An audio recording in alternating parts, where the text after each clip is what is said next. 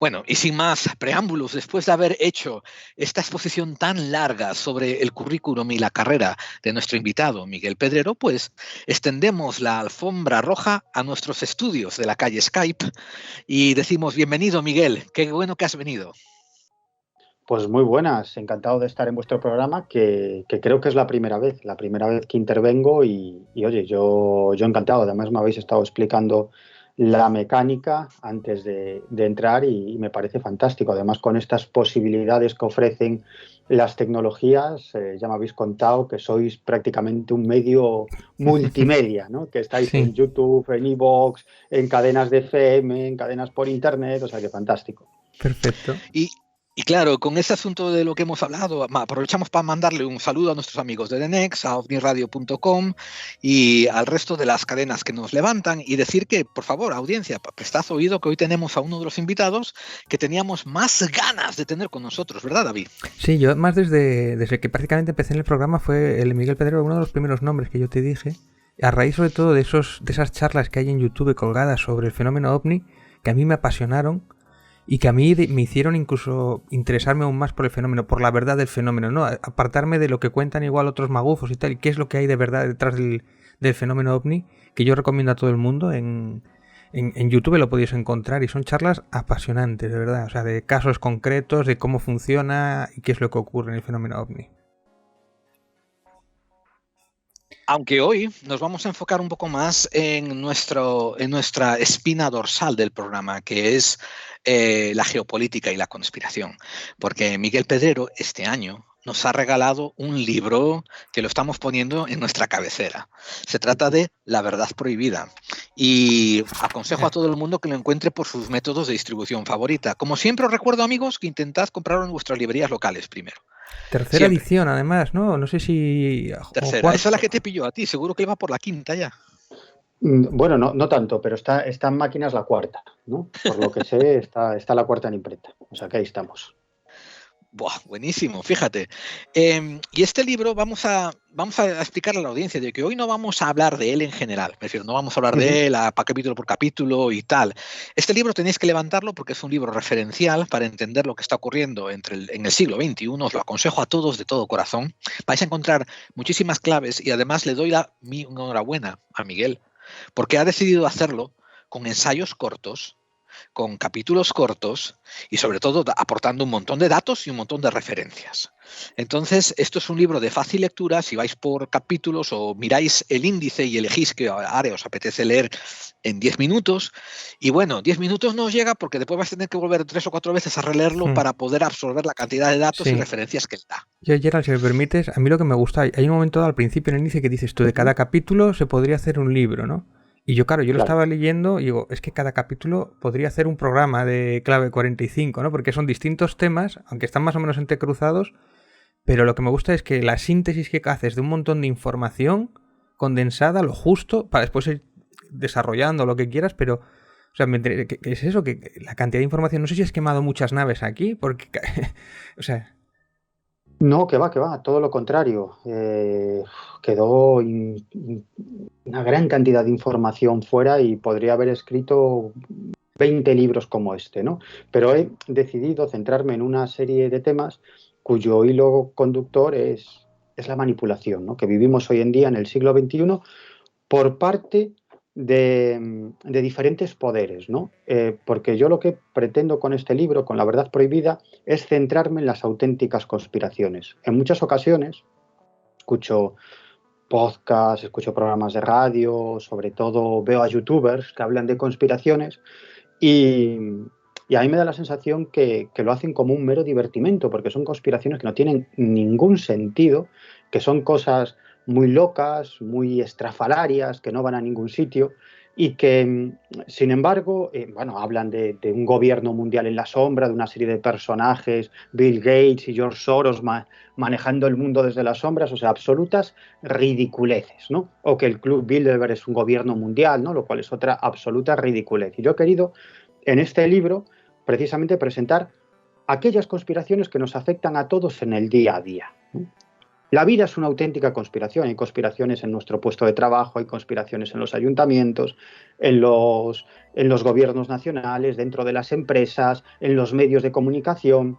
Y hay diferentes poderes que toman su posición en el tablero mundial, ¿no? Y sobre todo en los últimos años, las empresas o las corporaciones que han tomado la delantera son aquellas vinculadas a Internet y sobre todo a la gestión y el análisis de datos, ¿no? Como puede ser Google, como puede ser Facebook, que a la vez es propietaria de Instagram y de WhatsApp, como puede ser Amazon, como pueden ser muchas de estas empresas, ¿no? Es decir, y luego tenemos que hablar de las grandes corporaciones financieras, tenemos que hablar de, de esas grandes empresas vinculadas al al Foro Económico Mundial, que agrupa las 800 corporaciones más importantes del planeta y que además emiten una serie de informes públicos que son enormemente interesantes y que nos dan una pista sobre hacia dónde va la economía, ¿no? Es decir, y ya no hablemos de fondos de inversión.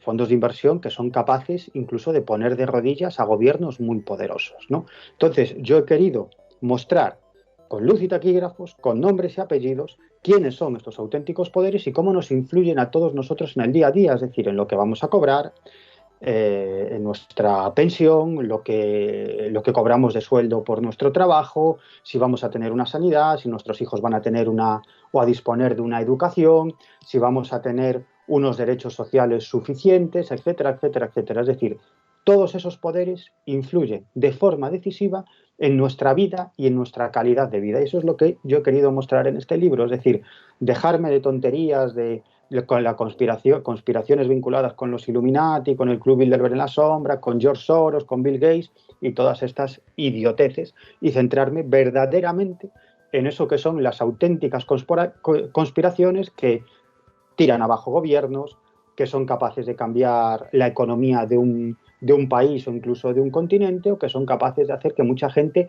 pierda sus casas o que nunca pueda optar a un puesto de trabajo digno, por ejemplo. Bien. Me gustó la primera pregunta que David ha puesto en nuestro temario, ¿no? David, me gusta esa pregunta que has puesto. ¿Puedes, por favor, formularla? Que creo que me parece apropiado. No, lo de los poderosos del mundo dentro de las estructuras de poder. ¿Quién manda No, más? la otra, que era todavía más circunstancial, teniendo en cuenta que viniste de que tienes una gran temática de libros expuestos sobre temática OVNI. Sí, sí, claro. ¿Cómo nos lanzas este tremendo jarro de agua fría analizando la geopolítica ahora de repente? Yo sé que tú sabías mucho de este tema, ¿no? Pero si alguien ve tu bibliografía, pensaría, bueno, a este tío le gustan mucho los ovnis y los marcianos y los humanoides y tal, ¿no? Y de repente haces este análisis, esta conjunción de ensayos, ¿no? Tremendamente pragmáticos y tremendamente deductivos, ¿no? Sobre la geopolítica y la conspiración mundial. ¿Cómo ha ocurrido esa transición? O sea, explícaselo a la audiencia que te conozca solamente por una faceta, ¿cómo se convalida la otra? Bueno, esto a veces es difícil de explicar porque la gente, los lectores, suelen encasillarte, ¿no? Es decir, tú si hablas de ciertas cuestiones vinculadas con la geopolítica o con las tramas económicas, pues parece que es extraño que luego publiques un libro sobre el fenómeno ovni o sobre determinadas anomalías o fenómenos anómalos. Es decir, puede parecer un contrasentido y a mucha gente le puede impactar, ¿no? Yo realmente, mi auténtico interés tiene que ver con el fenómeno ovni, ¿no? Si hay un tema al que le he dedicado prácticamente todos mis esfuerzos, ese es el asunto ovni, ¿no? Me he pulido literalmente todos mis ahorros persiguiendo ovnis por España y por otros países del mundo, ¿no? Tratando de llegar a una conclusión sobre un fenómeno que a mí me parece absolutamente fascinante. Precisamente, y yo esto es algo que he dicho en algunas ocasiones, el fenómeno ovni, como muchas otras cuestiones, es cultura con mayúsculas. Pues igual que puede ser el teatro, igual que puede ser la literatura, igual que puede ser el heavy metal, ¿no?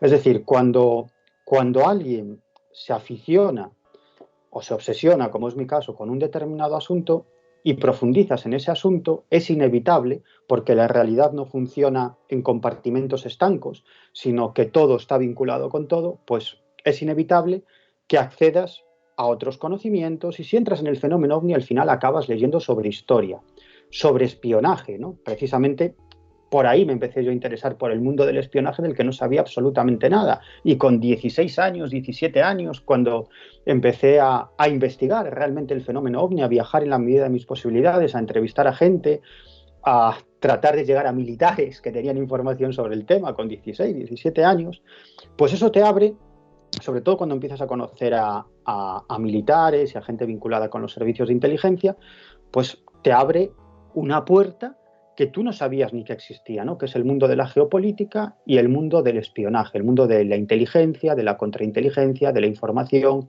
de la desinformación, de la guerra psicológica, etcétera, etcétera, etcétera, ¿no? Y entras en un mundo apasionante y a la vez tienes que saber de historia, a la vez tienes que saber o lees, es inevitable si andas en el fenómeno OVNI, sobre psicología, también sobre fenómenos paranormales, parapsicología, religión, es decir, cualquier tema que uno encare, al final es una puerta de entrada a la cultura con mayúsculas. Y eso es lo que me pasó a mí.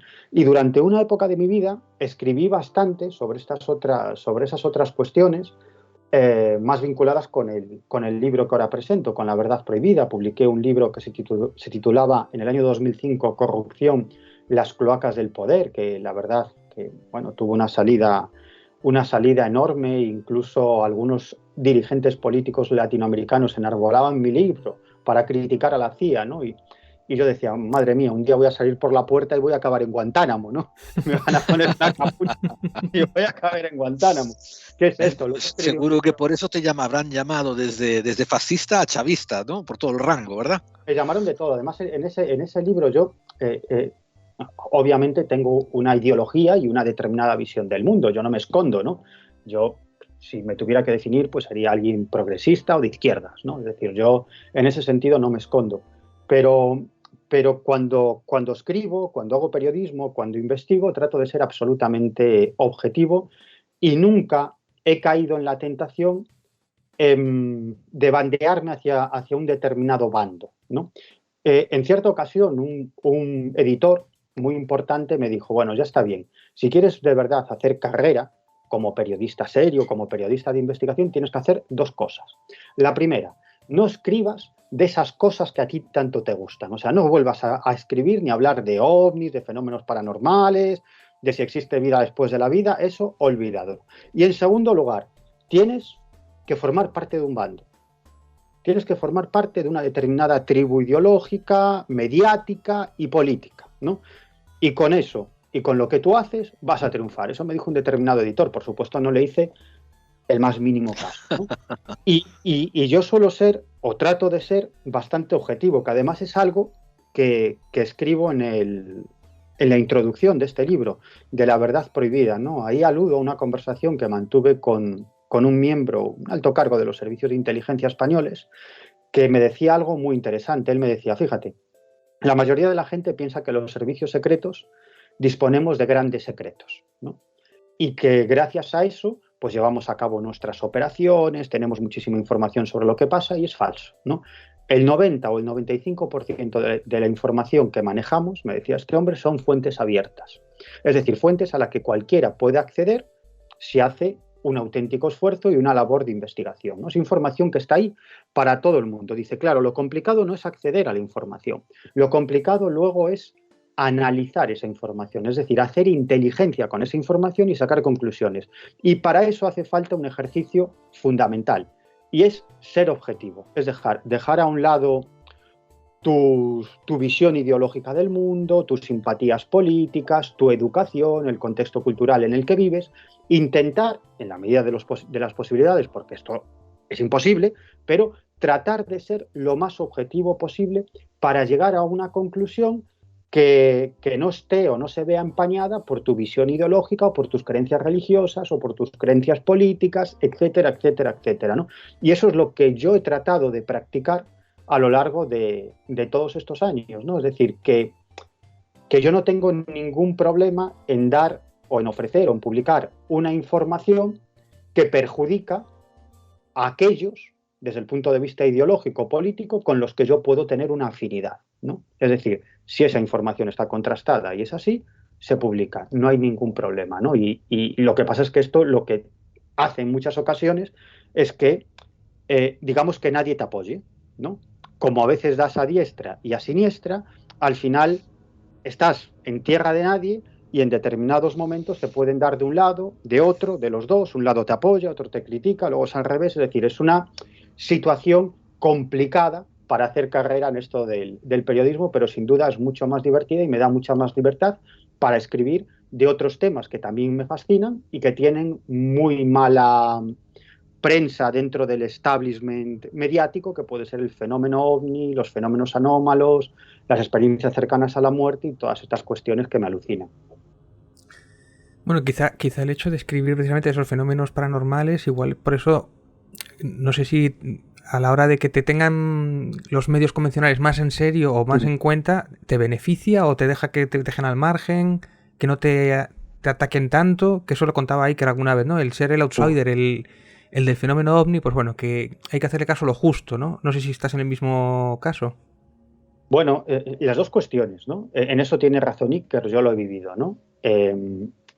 Por un lado, es difícil que te hagan caso, ¿no? Es decir, es difícil que el mainstream te haga caso, ¿no? Es decir, no tiene sentido. Es decir, un tipo que escribe sobre ovnis o sobre fenómenos paranormales y que luego escribe sobre cómo nos manipulan ciertos poderes económicos mediante la inteligencia artificial, ¿no? Pues bueno, es muy fácil desprestigiarte, ¿no? Decir, bueno, este tío que escribe de los platillos volantes, ¿no? ¿Qué nos va a contar sobre esto, ¿no? Es decir, sí existe ese prejuicio por parte de los medios de comunicación, y yo lo he vivido en muchas ocasiones cuando he trabajado en redacciones, en programas de radio y en espacios abiertos, donde cada programa teníamos, digamos, nuestro espacio, nuestra mesa, con nuestro ordenador o nuestros ordenadores, y alrededor tenías un montón de compañeros de otros programas haciendo llamadas para sus programas y tú estabas haciendo llamadas para el tuyo, ¿no?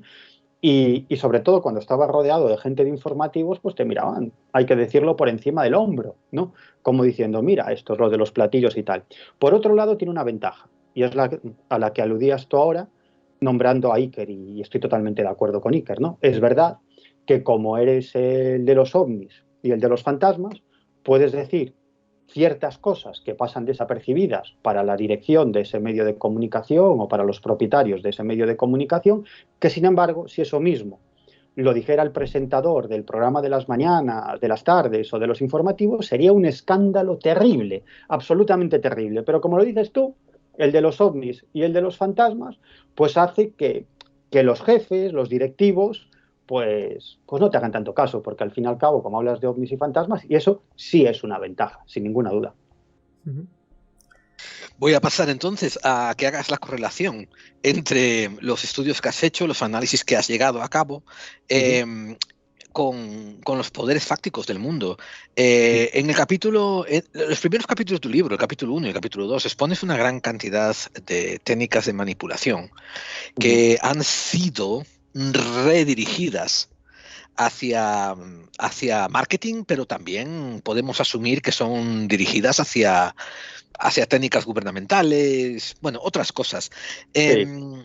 Y empecemos, y te voy a hacer una pregunta un poquito peludita y vaga, peluda porque tiene mala hazaña y vaga porque se pueden colar muchas cosas dentro, pero en las estructuras de poder, ¿quién en el 2022, quiénes crees que tienen ahora más fuerza? ¿Los poderes económicos o los poderes políticos? O el poder militar. O sea, ¿hay alguna estructura que se decante como la más poderosa en estos momentos para dirigir a las otras dentro de las estructuras de poder mundial? Bueno, sin ninguna duda es el poder económico y cada vez más. Vale. Estamos viviendo la era de las corporaciones, donde antes pues el poder estaba principalmente en manos de los estados, ¿no? Pero después ya de la Segunda Guerra Mundial, digamos que comienza una nueva era con el crecimiento de ciertas empresas, un crecimiento ya no solamente nacional, sino internacional y absolutamente global, y a partir de los años 80, finales de los 80, principios de los 90, con la llegada de la globalización, sobre todo gracias al avance tecnológico en cuanto a medios de transmisión de información y también a medios de transporte, es la era de la globalización, y entonces hay empresas que directamente se globalizan hasta unos niveles absolutamente inimaginables, ¿no? Con tentáculos en buena parte de los gobiernos más poderosos del planeta. Hace algunos años el poder estaba fundamentalmente en manos de la industria militar, de la industria de guerra y de ciertas petroleras, ¿no?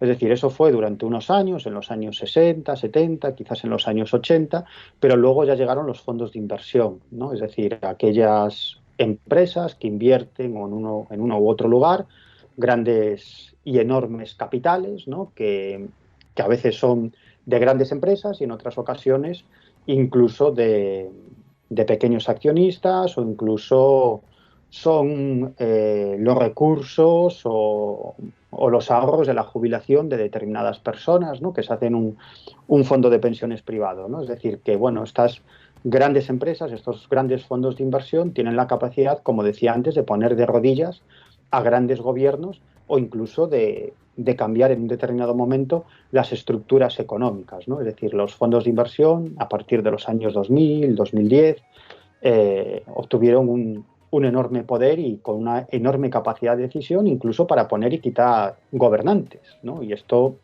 lo vimos con la imposición, por ejemplo, de ciertos presidentes en Italia y en Grecia, que nadie había votado, ¿no? Y detrás, en realidad, estaban estos fondos de inversión que lo que pretendían era recuperar el dinero que le habían prestado a ciertos estados, ¿no? Y como pasaba antiguamente con los prestamistas de los que les prestaban a reyes y nobles y a grandes señores feudales, pues al final lo que hacían para tener la seguridad de que iban a cobrar esos préstamos es colocar al lado de estos señores en puestos relevantes de su gobierno a peones suyos, ¿no?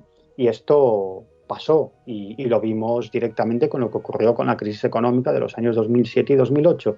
Pero ahora el poder, fundamentalmente, yo creo, además de todos esos poderes que continúan siendo enormemente importantes, ya digo que en mi libro yo no hablo de 4 tíos que están en una habitación a oscuras y que dirigen los designios del mundo. Hay muchos poderes que a veces colaboran y a veces se enfrentan entre sí, pero actualmente un gran poder son esas empresas tecnológicas vinculadas a Internet y al análisis de datos, como puede ser Google o como puede ser, por ejemplo, Facebook o Amazon, Alibaba y otras similares, ¿no? Que tienen un enorme poder ya no solamente económico, sino todavía más importante. Tienen el poder de decidir lo que vemos, lo que leemos y, por lo tanto, lo que pensamos.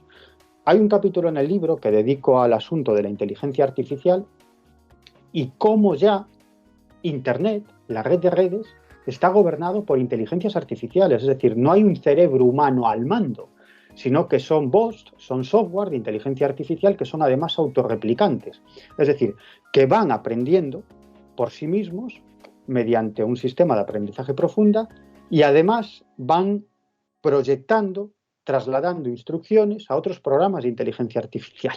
Es decir, que son autorreplicantes, ¿no? Y algunas de las personas que participaron en la creación, en la programación de estos software de inteligencia artificial, y de eso doy buena cuenta en un capítulo de este libro, directamente denominan a estos programas de inteligencia artificial armas de control mental. Porque precisamente eso es lo que son. Esos programas de inteligencia artificial lo que tratan es de conocer a cada usuario mejor que ese usuario se conoce a sí mismo, ¿no? ¿Cómo lo hace? Bueno, pues no es tan difícil, ¿no? Es decir, si tenemos la tecnología, el software adecuado, se puede hacer. Es decir, estos programas de inteligencia artificial tienen acceso a todos los datos que nosotros damos a conocer en nuestras redes sociales. Tienen acceso a toda una serie de datos personales.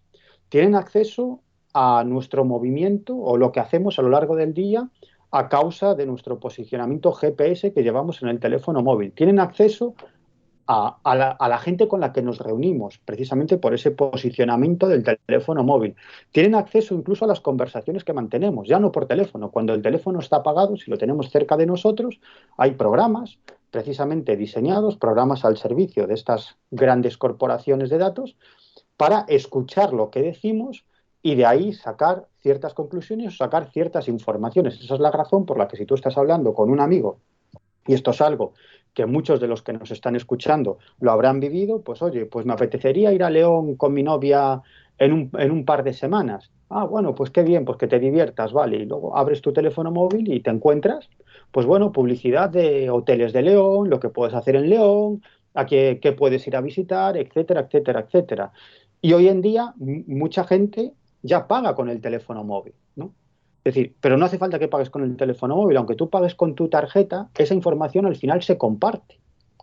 Es información que vale mucho dinero y que se compra y se vende, porque hoy en día lo que tiene valor es la información, precisamente para utilizar esa información desde el punto de vista publicitario, para afinar el tiro y proponerte la publicidad adecuada para que tú cliques y compres, ¿no? Es decir, que son armas de control mental, como dice, por ejemplo, Jaron Lanier, uno de los programadores de estos bots de inteligencia artificial, dice que son armas de control mental porque la finalidad es cambiar nuestro comportamiento, es decir, cambiar nuestra forma de pensar y cambiar nuestro comportamiento para mayor gloria económica de estas grandes corporaciones de los datos. Y eso es lo que está pasando actualmente. Es decir, cuando tú abres YouTube, las sugerencias que tienes no son porque sí. Cuando tú abres tus redes sociales, cuando tú abres Twitter o cuando tú abres Facebook, te aparecen una serie de mensajes y no otros. No son porque sí.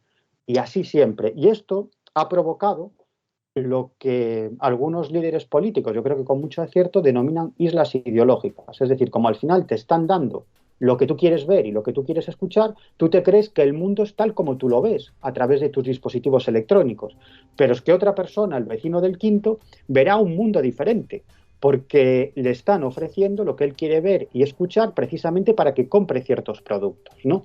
Y esto es muy peligroso porque se crean lo que se llama islas ideológicas, es decir, grupos de personas muy reducidas que creen que tienen la verdad absoluta y que tienen una visión del mundo muy determinada y que y a esas personas les resulta absolutamente imposible llegar a acuerdos con otras personas que piensan de otra manera. Es decir, estamos creando islas ideológicas y al final vamos a crear un mundo absolutamente ingobernable. O sea, la polarización, ¿no? Efectivamente. Claro, Sí, claro. sí. Y esto me parece a mí que ha ocurrido también por el hecho de producirse una tormenta perfecta, porque los nuevos dispositivos electrónicos en los últimos 10 años han sido simplificados de una manera que se convierten accesibles a cualquier persona, tanto de manera de entretenimiento como de manera utilitaria. Es famosísimo, ¿no? La interfaz del iPhone de Apple, ¿no? Porque cualquiera lo puede usar. No requiere grandes conocimientos de programación. Entonces, y esto también viene a la par, con un artículo que nos pasaron hace como 5 o 6 años, donde hablaban extensamente sobre cómo los grandes magnates de las industrias tecnológicas, ¿no? Bill Gates, Steve Jobs, Mark Cuban, no dejaban que sus hijos jugasen demasiado tiempo con estos artículos tecnológicos porque, en otras palabras, Por te algo sabrían, ¿no? Porque algo sabrían. bueno, están diseñados para el mínimo denominador común intelectual, para que cualquier persona los pueda usar, ¿no? Entonces, no te copan.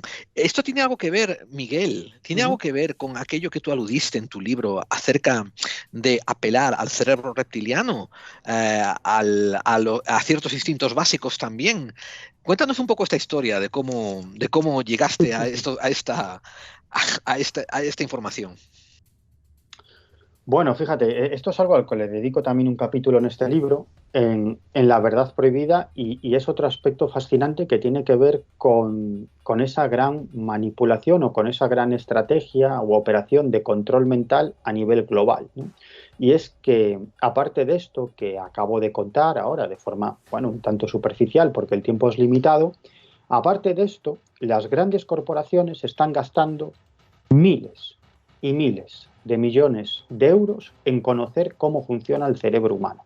Y para eso disponen o tienen a su servicio las últimas tecnologías en análisis, en escáner y en análisis cerebral. Y a la vez tienen a su servicio a los mayores especialistas en marketing y neuromarketing, a neurólogos de primera categoría, a biólogos, a psicólogos, y la finalidad es conocer cómo funciona el cerebro humano y, más concretamente, conocer cómo funcionan los automatismos del cerebro. Es decir, si yo ahora tomo un objeto punzante y me corto la mano, voy a sangrar. Me gustará o no me gustará, pero el caso es que tengo una determinada estructura biológica y si me clavo un cuchillo, pues me va a doler y voy a sangrar, ¿no? Podríamos decir que eso, para hacer el paralelismo, eso es un automatismo, ¿no? En este caso, pues un automatismo de nuestro cuerpo, ¿no? Es decir, que tenemos una estructura biológica y no hay tu tía. Si te clavas un cuchillo, pues sangras y te duele, ¿no? Pues precisamente eso es lo que quieren conocer respecto a nuestro cerebro. Es decir, si conocen precisamente los automatismos del cerebro, pues es muy fácil provocar esos automatismos. Tienen que saber qué tienen que proyectar hacia nosotros para provocar que el cerebro actúe de una determinada manera. Y esto es una cuestión biológica, ante la que no tenemos defensa, ¿no? Es decir, no hay más que hacer. Es como si vemos un peligro, un animal salvaje que nos va a atacar, pues corremos, ¿no? Es decir, es un automatismo, actuamos así, ¿no? Pues precisamente eso es lo que intentan conocer sobre nuestro cerebro. Y para eso, como digo, están empleando la última tecnología, los mejores especialistas, y están invirtiendo miles de millones de euros. Imaginar lo que significa combinar el conocimiento exacto, concreto y profundo de nuestro cerebro con el poder, la fuerza de esos programas de inteligencia artificial que serían el arma de control mental para manipular nuestro cerebro una vez que saben realmente cómo funciona. Esto que puede sonar a algo propio de película, no, esto se está haciendo, lo están haciendo las grandes corporaciones y además lo están haciendo los partidos políticos, porque claro, os he estado hablando hasta ahora de ese tipo de manipulación desde un punto de vista o con un objetivo puramente comercial, ¿no? Es decir, Google sabe todos nuestros secretos. Sabe si tenemos un amante, sabe si faltamos al trabajo de forma injustificada, lo saben absolutamente todo sobre nosotros, pero tranquilos, no nos van a descubrir esos secretos ni se los van a decir a nadie. Lo único que pretenden es conocernos lo más profundamente posible para vendernos productos, para que compremos. Pero claro, esto ya se está utilizando desde el punto de vista político. Y uno de los capítulos del libro lo dedico a lo que se ha dado en llamar el cerebro reptiliano, ¿no? Hay una teoría, que es la teoría de los tres cerebros, que es cierto que está, digamos, bastante denostada en el ámbito de la psicología. No es exactamente así, pero es una metáfora de la forma en la que funciona nuestro cerebro, ¿no? Desde este punto de vista, digamos que tenemos tres cerebros principales en nuestro cerebro, ¿no?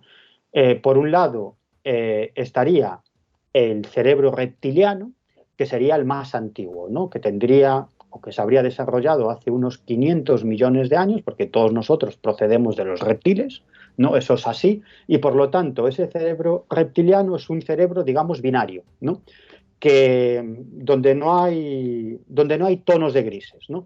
Es decir, que ante un peligro ese cerebro es el que decide si luchar o huir, ¿no? Es decir, o 0 o 1, o lucho o me escapo, ¿no?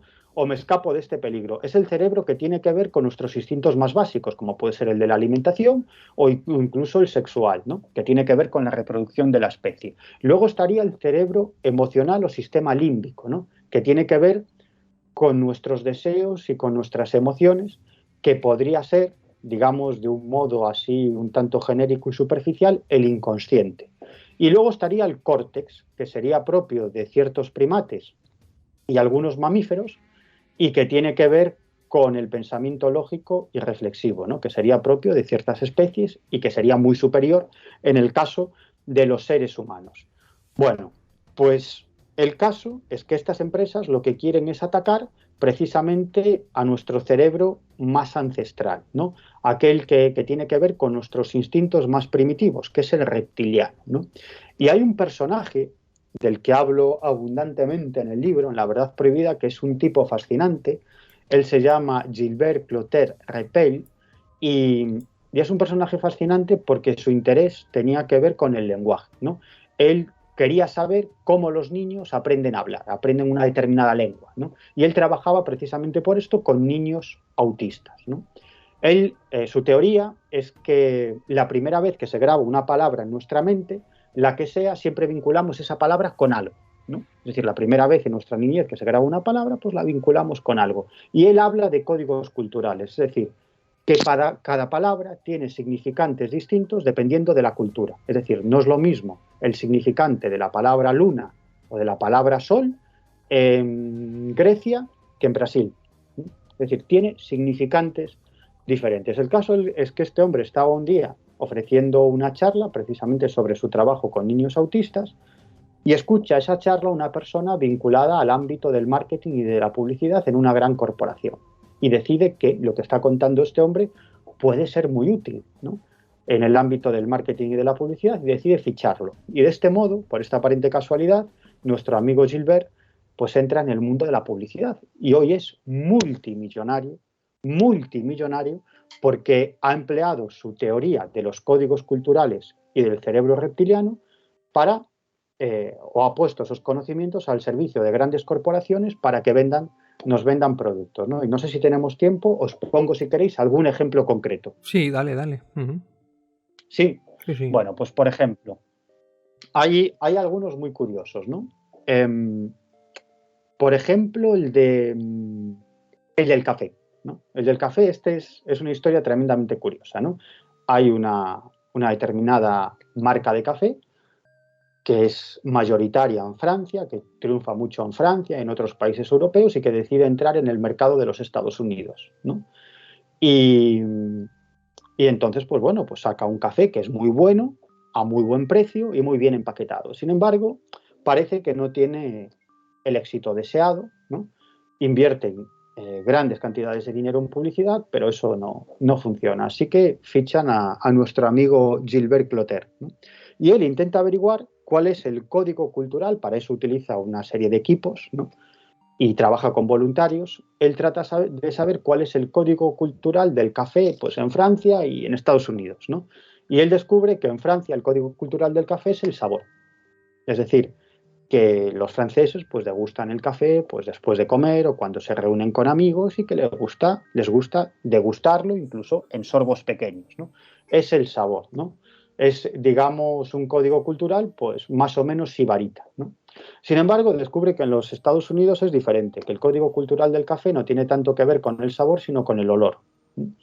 Y que la mayoría de los estadounidenses, esta es su teoría, ¿no?, vinculan el café con la protección de la madre o con la protección de los padres, porque dice, los americanos toman mucho café o suelen tomar mucho café al desayuno, ¿no? Y por lo tanto la casa está inundada por ese olor a café. Entonces el niño, cuando es pequeño, o la niña, digamos que se marca ese código cultural del café, lo vincula a la protección de la madre o del padre que le está cuidando en el desayuno y le está dando de comer, ¿no?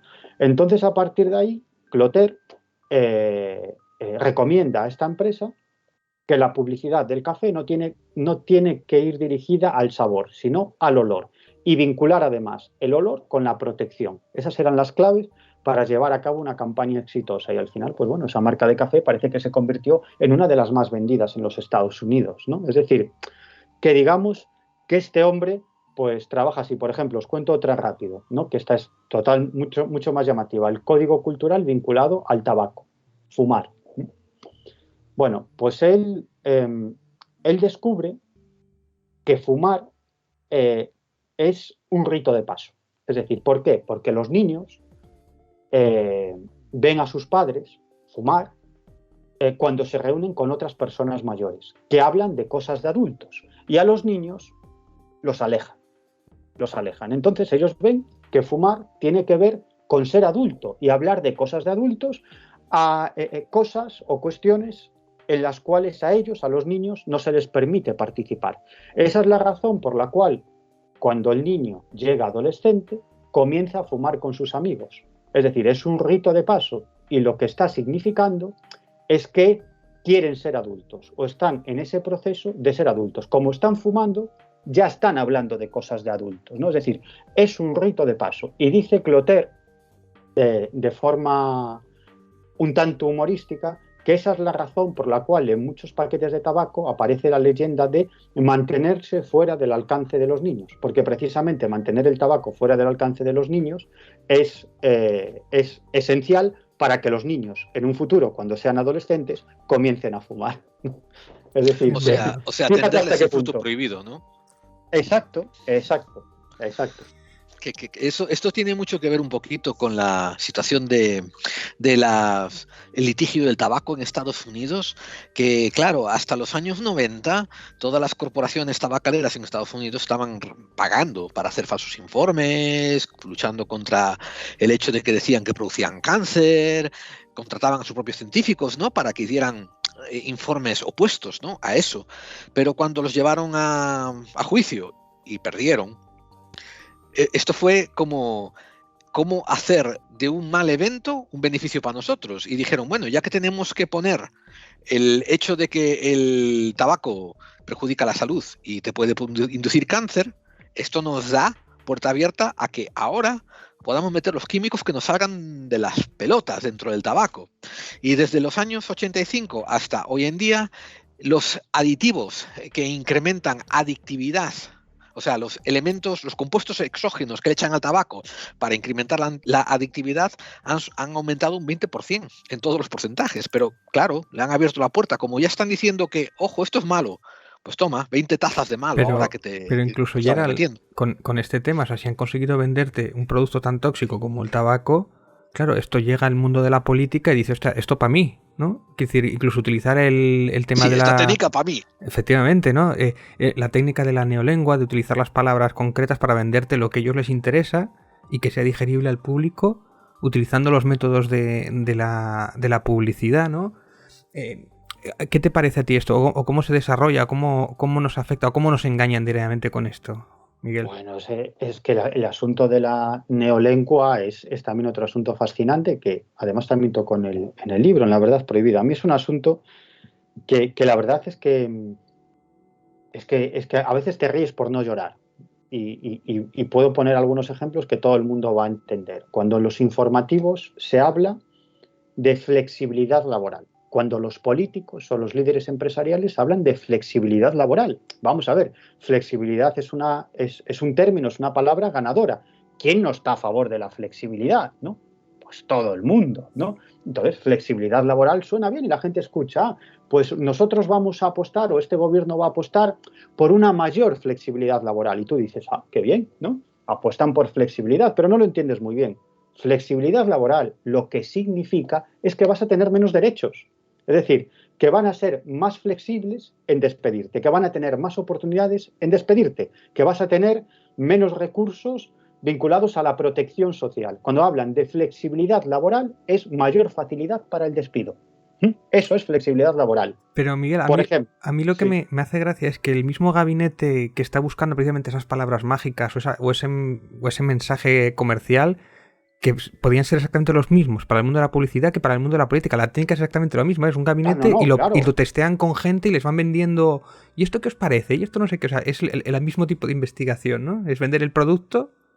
Dime. Claro, esto no se hace de un día para otro, sino que esto se estudia con determinados perfiles de voluntarios, dentro de gabinetes psicológicos, gabinetes de estrategia política, etcétera, etcétera. Es decir, que todo esto son estudios donde al final se saca esa neolengua, ¿no? Es decir, llegan a una conclusión de que esta es el término adecuado para vendernos algo que nos perjudica. Por ejemplo, otro término, moderación salarial.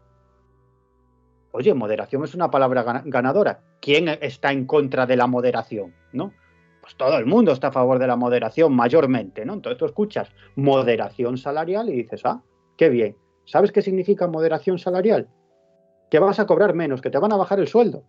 Eso significa. Pero claro, no pueden decir, pues, reducción de sueldos, ¿no? Claro. ¿Qué es eso? ¿No? Dicen moderación salarial, que suena muy bien. Otro término, copago sanitario. Cuando tú escuchas el término copago sanitario dices, bueno, copago suena a colaboración, ¿no? Pago yo y paga otro, ¿no? No, copago sanitario, en realidad, ¿sabes qué significa? Repago sanitario. Es decir, que estás pagando 2 veces tu medicamento, porque uno lo pagas vía impuestos y otro lo pagas cuando vas a la farmacia. Entonces no es un copago, que suena muy bien, es un repago, que lo pagas 2 veces, ¿no? Es decir... Y hay uno muy gracioso durante la crisis que lo llamamos que era el crecimiento negativo. Sí, eso es buenísimo, buenísimo. Recuerdo que eso lo enarbolaba el presidente Zapatero, ¿no? Bueno, ha habido un ligero crecimiento negativo, ¿no? cómo se puede crecer negativamente, ¿no? Es un decrecimiento, no es un crecimiento. Pero, por ejemplo, esto lo utilizan todo tipo de grupos. Por ejemplo, os acordaréis cuando en España no hace tanto existía la banda terrorista ETA, ¿no? Y digamos que los partidos políticos o los líderes políticos o los líderes mediáticos vinculados a ETA hablaban de lucha armada. Los actos terroristas los denominaban lucha armada, ¿no? Es otra vez la utilización de la neolengua, porque no era una lucha armada. Es decir, poner una bomba al paso de un convoy militar o de un coche de la policía o de la Guardia Civil no tiene nada que ver con la lucha armada. Es un acto terrorista, ¿no? Poner una bomba en una casa cuartel o lanzar una granada en una casa cuartel no tiene nada que ver con la lucha armada, ¿no? O asesinar por la espalda a un jurista, a un concejal o a un político, ¿no? No tiene nada que ver con la lucha armada, es un asesinato, ¿no? Pero fijaros hasta qué punto tuvieron éxito en esta expresión, que al final consiguieron que incluso los medios de comunicación contrarios a ETA, que eran la mayoría, utilizaban en muchas ocasiones la expresión lucha armada. Es decir, cuando logras colocar en el bando contrario la expresión que tú creas de neolengua, estás ganando la batalla del relato, ¿no? Y eso ocurrió en el caso de ETA, porque realmente acertaron con todo lo que significaba, digamos, esta acepción o este concepto de lucha armada, como digo, hasta el punto de que los medios de comunicación generalistas llegaban a adoptar esta expresión de lucha armada. Bueno, ¿no? yo me acuerdo de Aznar, ¿no? En uno de los momentos que había una tregua que habló de la lucha armada y del pueblo vasco, o sea, del Movimiento Nacional de Liberación Vasco. Exacto, se lo consiguió. Sí. Lo dijo el propio Aznar en un momento dado, que lo escuchas hoy, es súper chocante escucharlo, pero sí. Sí, pero eso además ocurrió en un contexto muy determinado y tenía que ver con el momento en el cual el Partido Popular estaba en la oposición, veía que era imposible desbancar a Felipe González, es decir, que tenía pues importantes apoyos mediáticos, tenía ciertas estructuras de poder a su servicio, y veía que era prácticamente imposible desbancar a Felipe González si no se llevaba a cabo una campaña de acoso y derribo absolutamente brutal, ¿no? Entonces tiraron por el asunto de los GAL, que la verdad es que fue algo que hicieron muy bien, porque la mayoría de la población española, no nos engañemos, no criticaba la existencia de los GAL. O sea, no criticaba a grupos parapoliciales, paramilitares, que asesinaran a terroristas de ETA, ¿no? De hecho, la mayoría de la población española lo apoyaba, ¿no? Pero consiguieron que el asunto del GAL acabara desgastando al gobierno de Felipe González precisamente porque detrás de los GAL también había ciertos episodios de corrupción, es decir, líderes políticos y líderes policiales que utilizaban los fondos reservados para operaciones negras contra la banda terrorista ETA y su entorno, y que se quedaban con parte o con buena parte de ese dinero, ¿no? De los fondos reservados que nadie controlaba. Bueno, eso aparte cuando no se equivocaban de objetivo también, ¿eh? Bueno, sí. Y secuestraban al que no era. Al que no era, como ocurrió con Segundo Maré, y secuestraban al que no era, o mataban al que no era, que también ocurrió, ¿no?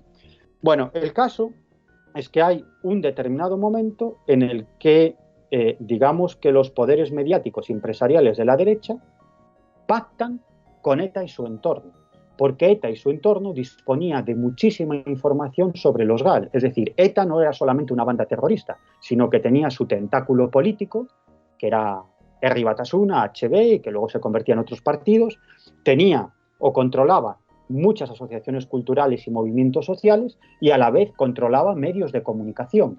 Es decir, que lo de la parte, digamos, armada o terrorista de todo ese conglomerado, pues era simplemente una de las patas de esa silla, ¿no? Que tenía bastantes patas, ¿no? Y precisamente en los medios de comunicación vinculados al entorno de ETA trabajaban periodistas de investigación muy importantes que sacaron muchísima información sobre los GAL, mucha información que los medios de comunicación generalistas no publicaban, ¿no? No publicaban, hasta que en un momento determinado los poderes mediáticos de la derecha poderes políticos y poderes empresariales vinculados al Partido Popular, pues decidieron que esa información podía ser útil políticamente, ¿no? Y que se podía utilizar mediáticamente para desgastar al gobierno de Felipe González. Entonces se produjo un cierto pacto y ahí fue, en ese contexto, es cuando se dio esa expresión de Aznar, que no hablaba de grupo terrorista ni de ETA, sino que hablaba del Movimiento Nacional de Liberación Vasco, ¿no? Fue un pacto que se dio en determinado momento y que tenía que ver con ese contexto político, ¿no? Pero es que así funciona la política. Al final son confluencia de intereses. A veces el enemigo de mi enemigo puede ser mi amigo. Bueno, yo quería preguntarte por una de las frases que hay en el libro, ¿no? Que es sobre esa lucha de...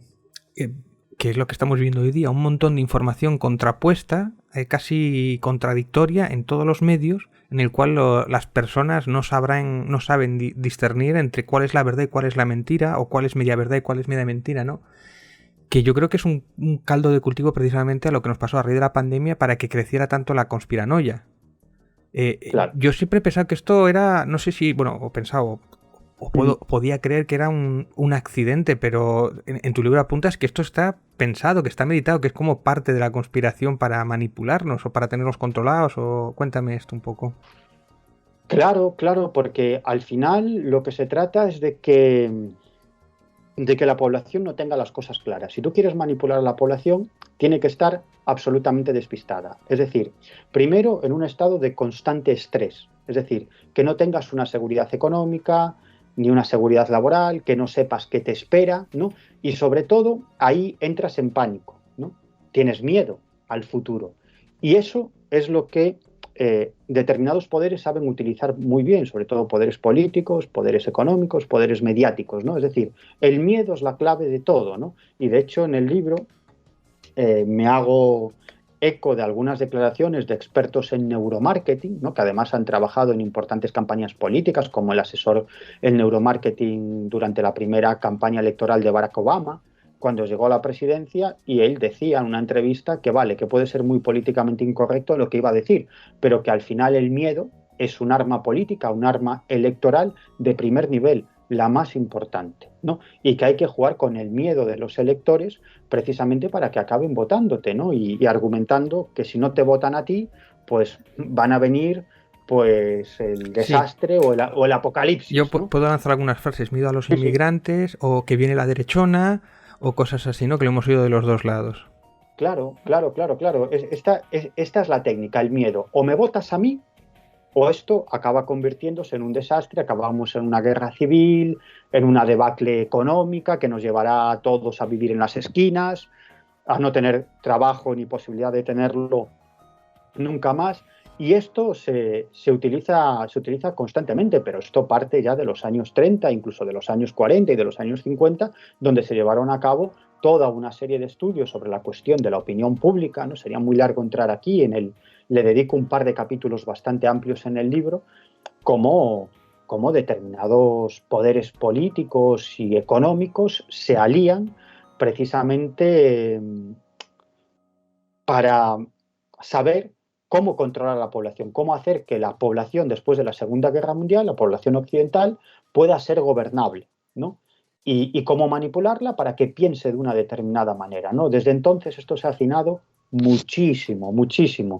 Y hoy en día la mayoría de las informaciones que leemos en los grandes medios de comunicación pues provienen de centros de poder que nada tienen que ver con esos medios de comunicación. Por ejemplo, de la OTAN, ¿no? La Organización del Tratado del Atlántico Norte, por ejemplo, la OTAN, pues tiene departamentos de guerra psicológica, de desinformación, de manipulación de medios de comunicación, tiene en su nómina a periodistas, a directivos de los más importantes medios de comunicación, a opinadores, a académicos, etcétera, etcétera. Es decir, que al final determinadas organizaciones, como puede ser el caso de la OTAN, como puede ser el caso del Pentágono en los Estados Unidos o incluso del ejército ruso y de la inteligencia rusa en la Rusia de Putin, pues poseen no solamente una gran influencia en los medios de comunicación, sino que poseen acciones a través de empresas interpuestas en medios de comunicación. Incluso poseen la propiedad mayoritaria de medios de comunicación a través de fondos de inversión y empresas interpuestas. Es decir, que al final lo que hacen es proyectar una determinada visión del mundo que, si os dais cuenta, es uniforme en el mundo occidental, ¿no? Es decir, las grandes cadenas de televisión de Inglaterra, de Francia, de Estados Unidos, de España, de Italia, en el fondo están proyectando con sus diferencias, digamos, locales, regionales o nacionales, pero en el fondo están proyectando un mismo mensaje y se está viendo con lo que está ocurriendo en Ucrania, ¿no? Es decir, hasta qué punto se manipula la información por un lado y otro lado. Yo creo que si queremos comprobar, y en esto voy a ser muy claro, cómo se está manipulando la información de Ucrania, tenemos que ver dos canales. Uno es la CNN, y ahí se comprobará cómo la información que se da es de parte de los Estados Unidos, se da la visión de los Estados Unidos, y sin embargo, si tú ves RT, Russia Today, pues la información es toda la contraria, ¿no? Sino que lo que nos están dando es la versión del gobierno ruso, ¿no? De una u otra forma, ¿no?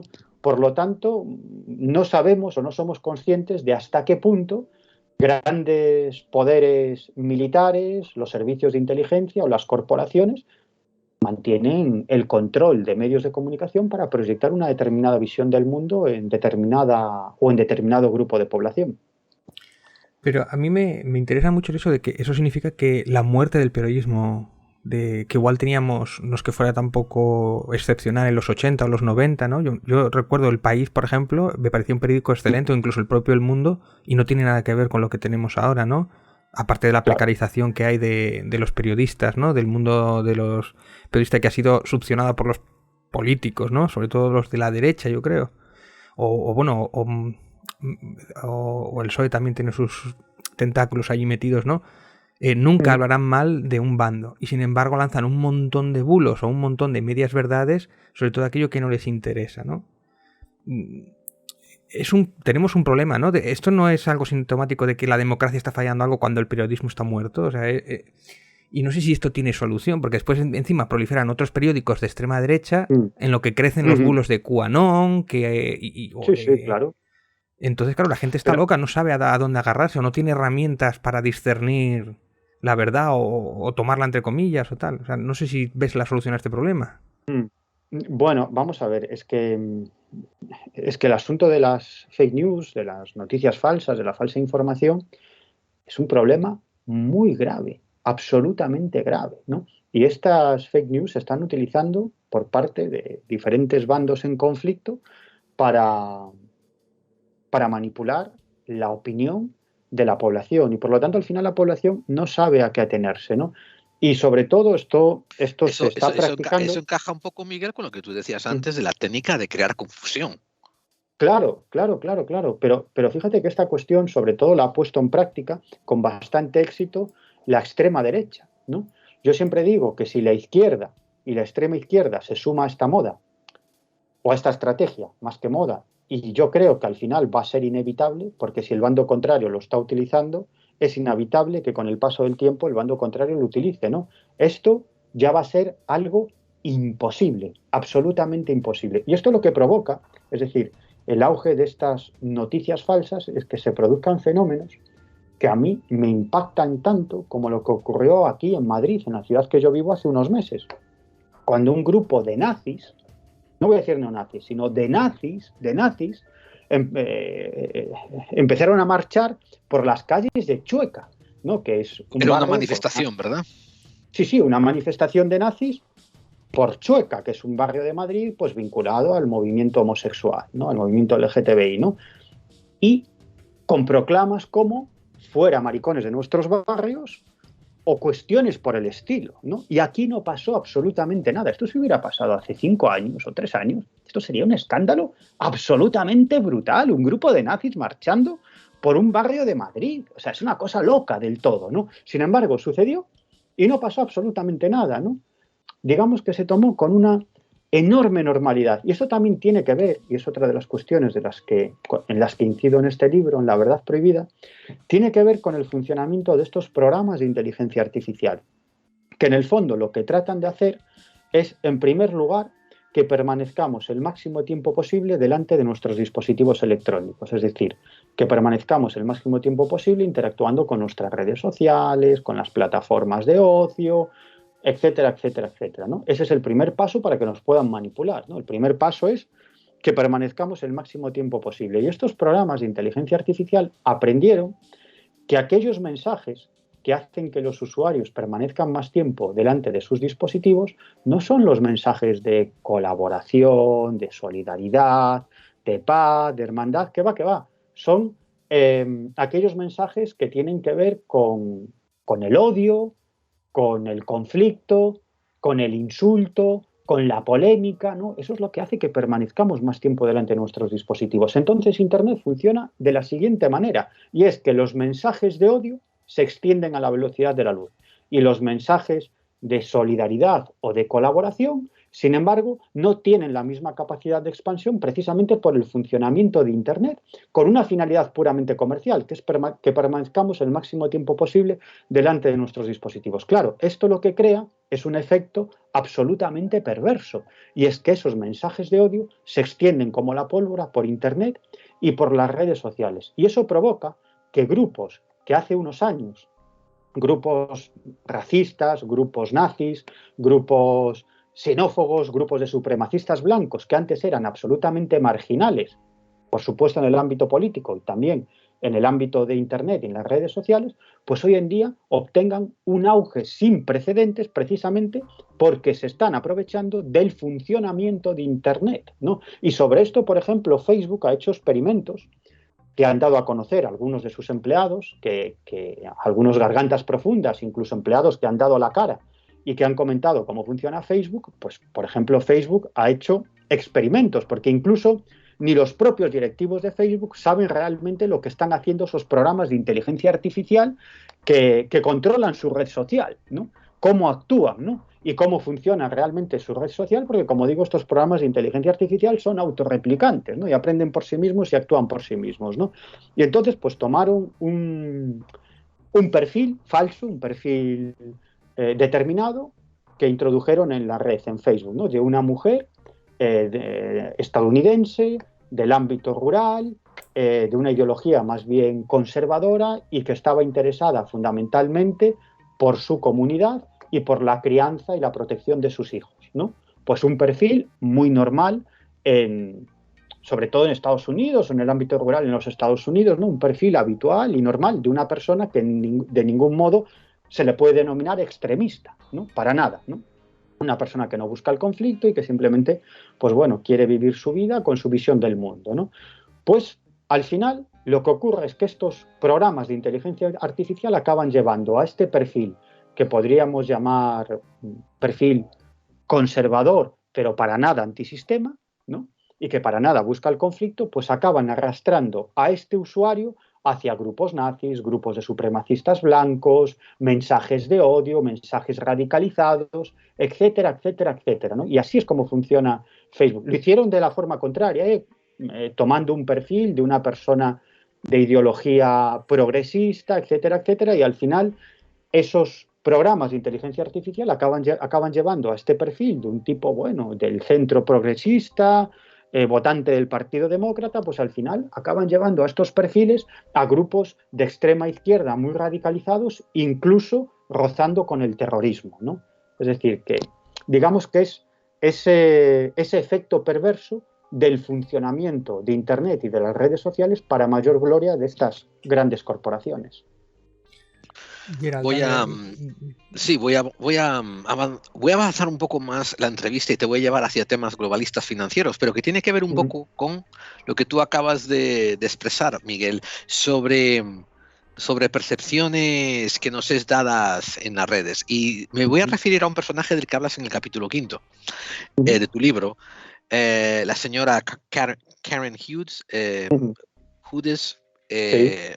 Bueno, esta señora fue famosa porque, a ver si no recuerdo mal, fue en el 2008, 2007. Diría entre bueno, a lo mejor tú sabes exactamente cuándo, pero entre el 2006 y el 2008, ella dejó su puesto, creo que era en el FMI o en el Banco Mundial. Sí.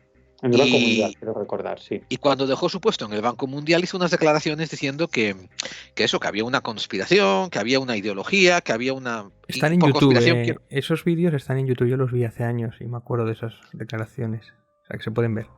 Y le aclaro a la audiencia que al decir una conspiración se refería a que había, como diría yo, un gremio secreto, ¿no?, de ejecutivos que dirigían hacia la política y la ideología del banco hacia un lado, ¿no? Ella fue una de las primeras que expuso, ¿verdad?, esto de cómo los poderes financieros pues dirigen la política globalista. ¿Estoy en lo correcto por ahora, Miguel? Sí, bueno, no fue de las primeras, fue una voz más, ¿no?, que de gente de dentro que trabajó en el Fondo Monetario Internacional, en el Banco Mundial, en grandes instituciones financieras, que, bueno, declararon que obviamente que detrás había unos determinados intereses y que no todo era tan objetivo o tan racional como se nos hacía creer, sino que detrás había una ideología y unos intereses para actuar de una determinada manera. Y sin embargo, a ella, cuando hizo esas declaraciones, muchos vídeos youtuberos la empezaron a correlacionar con creencias sobre sectas reptilianas y yo qué sé, cosas en plan Anunnakis y tal, ¿no? Yo es que le oí decir que estas personas que estaban gobernando no eran humanas, o que no eran humanas, algo así.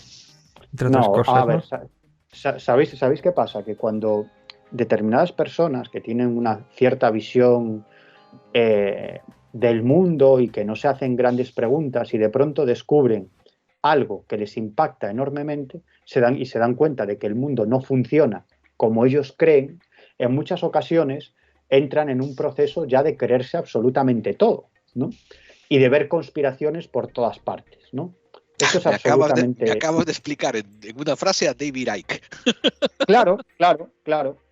Claro, es esto, ¿no? Y al final, pues acabas cayendo en una cuesta abajo sin freno, donde ves conspiraciones por todas partes y ya te crees prácticamente todo y además empiezas a conectar cosas, que es muy fácil, ¿no? Es muy fácil conectar cosas que no tienen nada que ver o hechos que no tienen nada que ver, pero siempre les puedes encontrar una mínima conexión, ¿no? Y es muy fácil al final hacerte un puzzle ficticio de una gran conspiración cuando esa gran conspiración está solo en tu cabeza, ¿no? Yo recuerdo, por ejemplo, una conferencia magistral que ofreció un buen amigo y compañero en la radio, que es Juan José Sánchez Oro, ¿no?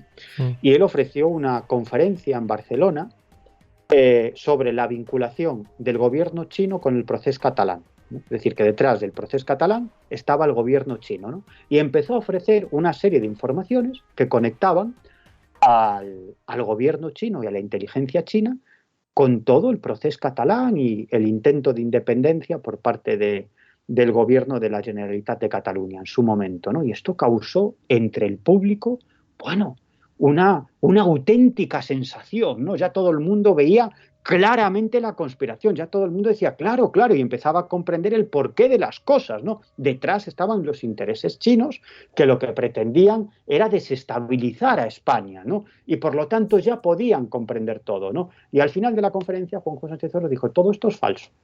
Las informaciones son ciertas, todas las informaciones que he dado sobre lo que estaba ocurriendo o sobre lo que significó el procés catalán, es decir, todas esas informaciones son ciertas y las informaciones que he ofrecido sobre China son ciertas. Lo que es incierto es la vinculación que he hecho, me lo he inventado, ¿no? Claro, es muy fácil conectar cosas que no tienen absolutamente nada que ver y luego Juanjo en su conferencia deconstruye todo eso y te das cuenta que en realidad son informaciones sacadas de contexto, ¿sí?, que conecta de forma absolutamente torticera, ¿no?, y que da una sensación de que tiene un hilo conductor, cuando en realidad no hay ningún hilo conductor y son noticias, como digo, absolutamente sacadas de contexto, ¿no? Yo creo que fue una conferencia magistral porque al principio te hace creer, ¿no?, que hay una vinculación y al final te dice, es mentira, no hay ninguna manipulación. Así funcionan, dice en su conferencia, las fake news. Así funciona la manipulación. Eso es como cuando de lo que nos pensamos. Como cuando a un mago le descubres el truco, ¿no? O te cuentan el truco de magia que dice, hostia, pues, ¿cómo me han engañado y qué fácil? No, más que nada, yo me acuerdo de esa conferencia y la tengo añadida a mi playlist, a mi lista de reproducciones, porque es magistral. Y de hecho, David, igual la incluimos después en el muro de iVoox, cuando pongamos la descripción del capítulo, vamos a poner un enlace a esa Vale. ponencia de Juan José Sánchez Oro. Pero lo que a mí me pareció maravilloso de él era que usaba dos puntos que Miguel ha tocado. Uno, que es que cómo nosotros barremos hacia nuestros propios sesgos de confirmación. Hacemos también la falacia de cherry picking en inglés, que quiere decir elegir qué puntos de data nos sirven, y los otros que son opuestos a lo que nosotros queremos demostrar, claro, los desdeñamos, los dejamos de lado, ¿no? Porque nos desconstruye. Y es el nosotros barrer hacia casa, el construir la fantasía que queremos construir, y muchas veces tendemos a construir la fantasía más simplista. Claro.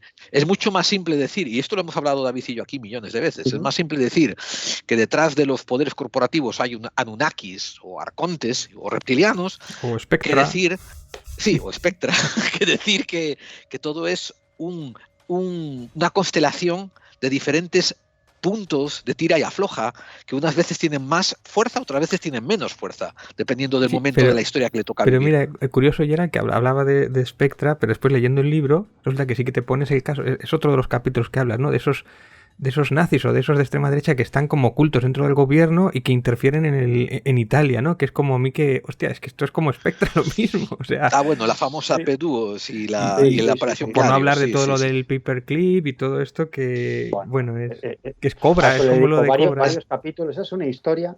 Es que Miguel Pedrero... Miguel, para que lo sepa, nosotros tenemos ¿cómo se dice? Una coletilla, ¿no? Que es el programa Clave 45 para aquellos que intuyen que las conspiraciones existen. Pero después siempre aclaramos que las conspiraciones por lo general no son las que te venden, son mucho más complejas que hay detrás. Claro. Como las que expones tú. Tú acabas de dar antes, yo creo que la clave de todo esto, lo que tiene que ver con la creación de falsas conspiraciones, a veces con una finalidad política. Yo siempre digo que a veces la conspiración no está en la conspiración en sí, que es una tontería, sino que la conspiración está en quién ha creado esa teoría de la conspiración y con qué objetivo, ¿no? Claro, ahí está la conspiración. Y luego, todo que acabas tú de explicar, que vamos, lo firmo al 100%, todo eso del sesgo de confirmación, y además es una cuestión que tiene mucho que ver con la psicología profunda, ¿no? De los seres humanos. A veces es, digamos, más tranquilizador pensar que hay alguien al mando de todo esto, aunque sea con la finalidad de manipularnos, es decir, que hay alguien al mando, hay alguien que lleva el timón del barco, que descubrir que al final el mundo es un barco a la deriva, ¿no? De que no hay una serie de señores que dirigen, planifican la política mundial y así sucede, sino que esto es un barco a la deriva y que nadie sabe lo que va a ocurrir en el futuro. A veces es más tranquilizador, como digo, pensar que hay alguien al mando, aunque ese al mando sea un malo maléfico, ¿no? O, por ejemplo, otra de las teorías conspiranoicas absolutamente locas, que también defiende David Icke, según la cual pues hay una serie de extraterrestres en la cara oculta de la Luna que se alimentan de la energía que desprendemos los seres humanos cuando estamos sufriendo, y por lo tanto son esos seres extraterrestres los que mentalmente manipulan a los seres humanos para que nos peleemos, para que luchemos, para que provoquemos guerras, muerte y destrucción, porque se alimentan de la energía que desprendemos con esos sentimientos de sufrimiento, ¿no? Esto es una explicación fácil, explícalo todo, para algo muy complejo, que es por qué los seres humanos nos matamos entre nosotros, luchamos y peleamos. Es decir, que para explicar eso, y nadie lo ha conseguido hasta el momento, tienes que echar mano de psicología, historia, biología, antropología, filosofía, y al final probablemente para no llegar a ninguna conclusión, porque esto es muy complicado, ¿no? Y entonces, claro, mucha gente se hace esta pregunta, ¿no? ¿Por qué el mundo es tal como es cuando quizás podría ser algo mucho mejor, ¿no? ¿Y por qué al final nos empeñamos en luchar unos contra otros y en pisar a quien tenemos a nuestro lado, ¿no? Y claro, cuando escuchan una explicación de este tipo dicen, ya lo entiendo, claro, todo esto se explica porque hay unos tipos, unos extraterrestres en la cara oculta de la Luna que nos manipulan la mente de los líderes políticos para que creen guerras y para que se peleen porque se alimentan de nuestra energía, ¿no? Claro, esto es una explicación fácil, sencilla, y que lo explica todo, cuando lo otro significaría un gran esfuerzo de investigación, de profundización en el tema, de acceder a diferentes fuentes, al final probablemente para no llegar a ninguna conclusión clara, ¿no? Esto es, digamos, una exageración de cómo funcionan las fake news, ¿no? Que es explicar de forma sencilla algo muy complejo y que esa explicación sencilla, pues al final beneficia a quien ha extendido esa explicación sencilla de un problema. Que eso me refiero, que el pensamiento mágico, ¿no? Que eso también tiene mucho que ver con las religiones, ¿no? Aquello que no conocemos nos lo inventamos y se crea ese pensamiento mágico porque necesitamos creer que lo sabemos o que dominamos la situación. Yo quería preguntarle por la madre de todas las conspiraciones de verdad. Todo esto que tú delatas, que escribes bastante sobre la deuda, la técnica de las deudas, de endeudar a los países hasta tal punto que no puedan pagarla para dominarlas, ¿no? Y tenemos el caso, claro ejemplo, tanto de Grecia y sobre todo de España, ¿no? ¿Cómo es esa conspiración o cómo nos la han vendido? Bueno, ese es un asunto bastante complejo en el que yo me he tenido que documentar bastante, porque a veces la economía o las cuestiones económicas son difíciles de entender para un lego. Es otra conspiración esa, ¿no? Lo de enmarañarlo todo, ¿no? Es otra conspiración. Bueno, no es ninguna tontería, porque a veces... Sí, es una técnica más, ¿verdad? Claro, no es ninguna tontería. Es decir, las cuestiones que aparentemente son sencillas se hacen complejas por parte de esos personajes que dominan los resortes de la economía para que el común de los mortales no entendamos absolutamente nada, ¿no? Permíteme, Miguel, permíteme solamente un segundo añadir una cosa sobre eso que estás diciendo, David, porque estaba leyendo un estudio que me ha mandado un análisis sobre conflictos, ahora que está ocurriendo lo de Ucrania, ¿no? Y tal, y un analista dentro de un think tank nos compartió a mi compañía un papel y hablaba sobre esto, sobre una noticia sencilla, hacerla complicada para que la gente acabe echando las manos a la cabeza y diga, no entiendo, a ver de qué carajo va, lo dejo pasar. Y, o sea, que más o menos ellos rescindan su propia voluntad y que acaben comparando lo complejo de una situación geopolítica con algo incomprensible que está en las manos de Dios o de la providencia o algo más allá de ti. Acabes renunciando a ingerir, a interponer tu voluntad sobre el desarrollo y digas que está más allá de ti. Y todo gracias a la ofuscación. Claro. Perdona, continúa, Miguel. Claro, esa es fíjate, la razón por la que cuando subía la deuda, ¿os acordáis de esto de sube la deuda en 500 puntos, ¿no? En 800, en 1000 puntos, ¿no? Todo esto que generaba una gran inseguridad y miedo en la población, ¿no? En realidad no eran 500 puntos, eran 5, que es muchísimo, que es una barbaridad, ¿no? Pero se le añaden dos ceros para que de cara al común de los mortales que no entiende nada, si escucha 5 dirá, bah, 5 no es tanto, ¿no? Pero si escucha 500, dice, ostras, esto es gravísimo, ¿no? Y en el fondo, claro, estaba subiendo 5 puntos, 7, 8, 10, que es, repito, una auténtica barbaridad, pero que el común de los mortales muy probablemente, pues escucha, no, pues un 3, un 5, y no, bueno, no es para tanto, ¿no? Y precisamente lo que pretendían esos poderes económicos es que la población entrara en pánico, entrara en miedo, para aceptar, digamos, todos esos recortes económicos que iba a sufrir la población próximamente, ¿no? Y por lo tanto, el mensaje era jugar con el miedo. Por eso 500 puntos, 1000 puntos, 1200, cuando no eran 1200, era 12, que era muchísimo, que era una barbaridad, ¿no? Pero lo que se pretendía era precisamente meternos en el cuerpo este miedo. Y eso también puede explicar, bueno, podríamos hablar de muchas cosas, ¿no? De la crisis económica que vivimos en los años 2007 y 2008, ¿no? ¿Qué provocaba esa crisis económica, ¿no? Y es algo...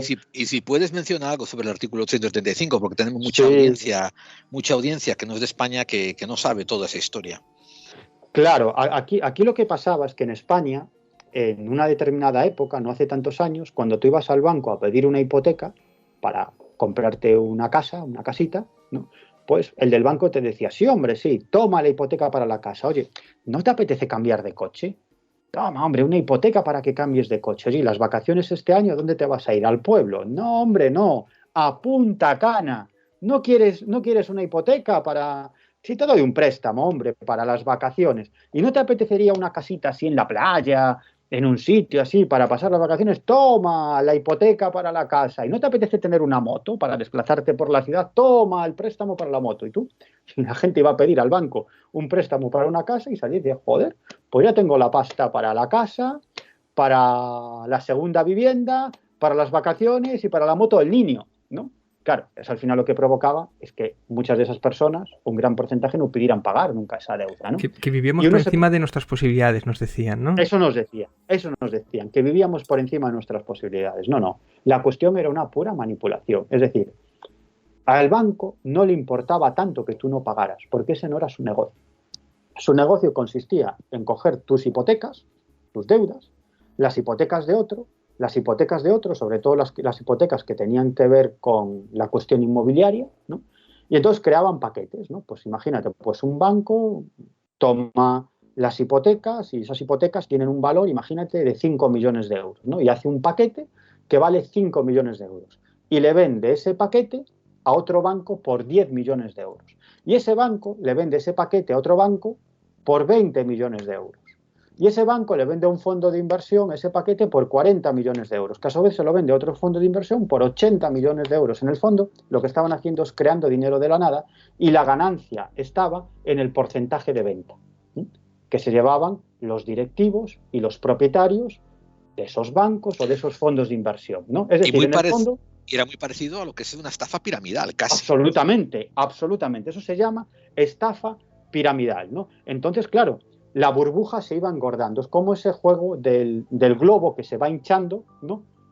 Alguna vez seguramente algunos de nuestros oyentes o televidentes han jugado de niños, entonces nos íbamos pasando el globo, ¿no? A ver a quién le explotaba, ¿no? A alguien le va a explotar, tarde o temprano, pero mientras el globo se iba inflando, ¿no? Pues esto era igual. La burbuja se iba inflando, a medida que se iba inflando la burbuja, iban creando dinero de la nada y, bueno, o sea, y dieron el gran pelotazo de la historia de la humanidad.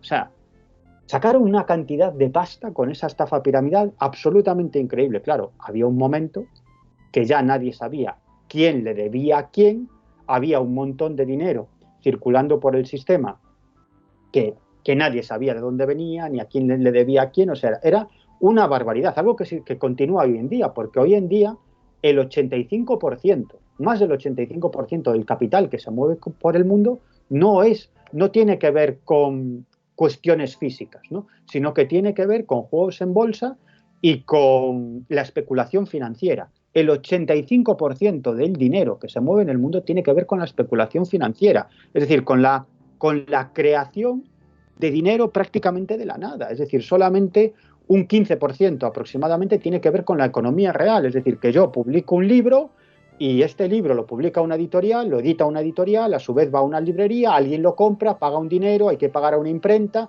me da igual si vendes un libro, un coche o un radiador, ¿no? Es economía real, ¿no? Pues no, el 85% del dinero que está circulando por nuestro mundo no es dinero que tiene que ver con la economía real, sino que tiene que ver con este tipo de operaciones financieras, de juegos de Monopoly, etcétera, etcétera, ¿no?, de especulación financiera pura y dura. Bueno, lo que ocurrió es que en un momento determinado eso reventó, esa burbuja reventó.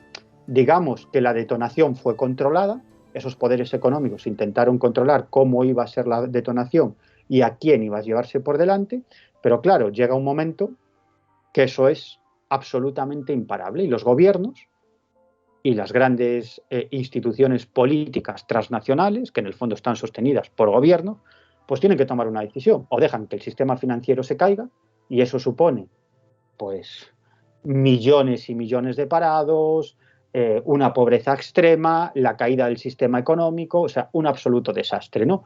O bien tratan de paliar esos agujeros. ¿Cómo? Pues poniendo dinero, es decir, ofreciendo dinero a esos fondos de inversión, a esos bancos, para que tapen sus agujeros y que no se caiga el sistema financiero. Claro, ¿de dónde sacan el dinero los estados? Pues no lo sacan de la nada, lo sacan de todos nosotros vía impuestos, ¿no? O lo sacan de vía impuestos o mediante recortes, ¿no? Pues menos dinero para sanidad, menos dinero para educación, menos derechos laborales, menos derechos laborales, menos sueldos, recortes de todo tipo, etcétera, etcétera, ¿no? Y eso fue lo que ocurrió. Les dieron el dinero. Y claro, cuando los estados ceden su dinero, pues claro, entran en bancarrota, tienen graves problemas para financiar sus obligaciones, ¿no? Es decir, pagar a sus funcionarios, mantener los hospitales, mantener las escuelas, etcétera, etcétera. Se quedan sin dinero. Y entonces, ¿a quién van a pedírselo? A los que se lo regalaron anteriormente. Es decir, tú necesitas dinero. Imagínate que tú necesitas dinero, David, y me dices, oye, estoy muy mal, necesito 10.000 euros porque tengo que pagar algo y si no es que me quitan la casa. Y yo digo, vale, te doy 10.000 euros, ¿no? Y yo te presto 10.000 euros, ¿no? O te regalo 10.000 euros, ¿no? Y en un momento determinado, claro, yo al regalarte 10.000 euros digo, joder, no puedo pagar el alquiler, ¿no? Entonces te llamo, pues, un año después, cuando tú ya has estabilizado tu situación y dices, oye, David, necesito 1.000 euros, que me prestes 1.000 euros, o sea, yo te los he regalado y te digo, oye, necesito que me los prestes, ¿no? Porque necesito salir de un bache. Y tú dices, vale, te lo presto al 15% de interés o al 10% de interés. Y tú estás diciendo, vale, fantástico, yo te he regalado 10.000 euros, te estoy pidiendo un préstamo de 1.000 y tú, en vez de dejármelo a 0 o al 1% o al 2%, me estás pidiendo el 10%. Fantástico, ¿no? Pues esto fue lo que pasó, que los bancos, los fondos de inversión dijeron, sí, yo te lo presto, ¿vale? Pero al 10%. Es más, dentro de la Unión Europea existía una ley según la cual el Banco Central Europeo no podía prestar dinero directamente a los estados, que sería lo más sencillo del mundo. Es decir, el Banco Central Europeo presta dinero a España, a Francia, a Grecia al 0%, al 0,5%, al 1% de interés y los países se recuperarían sin ningún problema. No. Se lo prestaba al 0,5% o al 1% de interés a un determinado banco o a un trust bancario, que a su vez se lo prestaba a un determinado país al 8, al 10 o al 12%. O sea, imaginaros, ¿cómo es que se lo dejas al 0,5 a un banco y ese banco o esa corporación luego se lo presta al 10 al Estado? Coño, ¿no sería más lógico que se lo prestes directamente al 0,5 al Estado? Pues no. Ahí vemos el enorme poder que tiene el sistema financiero, estos grandes fondos de inversión, los grandes bancos. Es decir, es un poder absolutamente omnímodo. Déjame añadir una cosa, Miguel, esto para la audiencia exclusivamente europea, ¿no? Que no esté muy a corriente de la historia estadounidense, por ejemplo. Es famosísima la gente que estudia un poco historia conspirativa, pues lo que ocurrió en 1913 con la formación de la Reserva Federal norteamericana, que básicamente estaba pasando hasta entonces lo que Miguel describe, ¿no? Que cuando el gobierno necesitaba un préstamo, pues agarraba un préstamo a muy bajo fondo para las cosas gubernamentales y lo retribuía. Desde 1890 en adelante, hasta 1913, hubo un puje por parte de los bancos americanos para establecer un banco privado que fuese el banco del gobierno. Y bueno, tira y afloja, en 1913 pasan la ley. Y la ley consiste en hacer lo que comenta Miguel. En vez de pedir un préstamo a bajo costo, porque después eso va a beneficiar al país y va a beneficiar a la economía e incluso a los bancos, pues hay este intermediario que se llama Reserva Federal Americana, que no es reserva, ni es federal y casi ni es americana, porque se pasó a ser después globalista, internacional. Pero básicamente era un consorcio entonces de 13 bancos privados, que cuando el gobierno necesitaba préstamo, se lo pedía prestado a ellos, y ellos se lo daban pero con interés, y después incluso le dieron poderes a este grupo privado para decirle al gobierno cuántos moneda podían imprimir en la casa de la moneda. O sea, y tú te preguntas, ¿por qué? O sea, ¿por qué? ¿Por qué vas a regalar tu soberanía sobre tu moneda y tu economía, ¿no? Pues por presiones a diferentes políticos en aquel momento. Me refiero que a tal político lo subvencionaba a tal banco y entonces introducía esta moción y estas políticas. Esto ocurrió en Estados Unidos en 1913 y por eso yo siempre hablo de una conspiración globalista financiera, que es que estos tipos de bancos y estos tipos de organizaciones financieras están más allá de cualquier sentimiento nacional. Faltaría lo de que explicaría lo del artículo 135, ¿no? Sí. Y después la no devolución, claro, en nuestro caso, de los españoles, en el y Banco de España, que no le dejo que Miguel lo explique, ¿sí? que no devolvieron los 60.000 millones, ¿no? Que todavía nos debe la banca y que no nos va a devolver. Bueno, los cálculos más conservadores están hablando de 70.000. Sin embargo, analistas independientes hablan de 100.000 millones de euros. 100.000 millones de euros que todavía no han devuelto los bancos. Cuidado, esto es enormemente grave. Bueno, incluso en España, más que los bancos, fueron las cajas. ¿no? Bankia en especial, ¿no? Sí, sí, mientras que os aclaro a vosotros y a la audiencia que en Estados Unidos, a pesar de que hubo un préstamo a los bancos no similar, acabó con un gran porcentaje de su devolución efectuado. Claro. Prefiero, sí, en Estados Unidos la banca volvió a devolver el dinero al final. Sí. Aquí somos más tontos, ¿no? Aquí nos tomaron más el pelo que allí. Aquí creo, nosotros siempre decimos, yo siempre digo que España está más tutelada y que está más abusada y que vamos, que sus pólizas vienen dictadas por el extranjero de una manera más brutal. Entonces aquí pagamos el pato más caro. Claro.